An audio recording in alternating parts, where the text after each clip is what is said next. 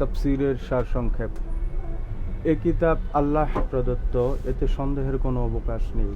কোনো অর্বাচীন যদি এ বিষয়ে কোনো প্রকার সন্দেহের অবতারণা করে তাতে কিছু আসে যায় না, কেননা কোনো স্বতঃস্ফূর্ত সত্যের প্রতি কেউ সন্দেহের অবতারণা করলেও সে সত্য বিষয়ে কোনো তারতম্য ঘটে না, বরং সত্য সত্যই থাকে।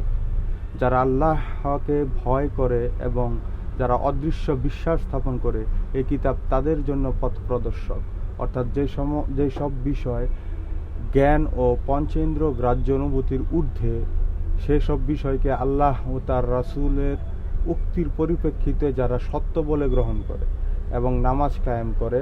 নামাজ কায়েম করার অর্থ হচ্ছে যে নামাজ সময় মতো এর শর্ত ও আরকাম আহকাম যথারীতি পালন করে আদায় করা, এবং আমি যা কিছু দান করেছি তা থেকে সৎ পথে ব্যয় করে।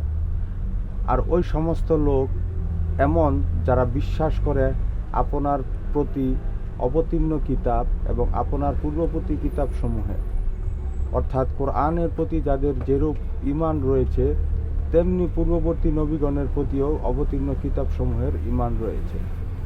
কোনো বিষয়ে সত্য বলে জানার নাম ঈমান, আমল করা অন্য কথা। আল্লাহ তাআলা পবিত্র কোরআনের অবতীর্ণ করার পূর্বে যে সমস্ত আসমানি কিতাব অবতীর্ণ করেছেন সেগুলোকে সত্য বলে গ্রহণ করা ফরজ এবং ঈমানের শর্ত। অর্থাৎ এরূপ বিশ্বাস স্থাপন করতে হবে যে ওই সমস্ত কিতাব আল্লাহ তাআলা নাজিল করেছেন এবং যে সেসব কিতাবও সহিহ।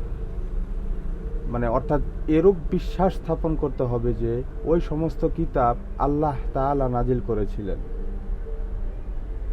এবং সেসব কিতাবও সহিহ। স্বার্থান্বেষী লোকেরা ওইগুলোতে যে কোনো পরিবর্ধন করেছে সেগুলির প্রতি বিশ্বাস নয়, কিন্তু আমল করতে হবে কোরআন অনুযায়ী। পূর্ববর্তী কিতাবগুলো মনসুখ বা রহিত বলে গণ্য হবে, সেগুলো অনুযায়ী আমল করা জায়েজ হবে না, এবং তারা আখিরাতের প্রতি বিশ্বাস স্থাপন করে। ওই সমস্ত লোক আল্লাহর দেয়া সত্য পথের উপর রয়েছে এবং এই সমস্ত লোকই পরিপূর্ণ মাত্রায় সফল কাম। এই সমস্ত লোক পার্থিব জীবনের সত্য পথের মতো বড় নিয়ামত প্রাপ্ত এবং পরকালেও তারা সকল প্রকার কামিয়াবি লাভ করবে।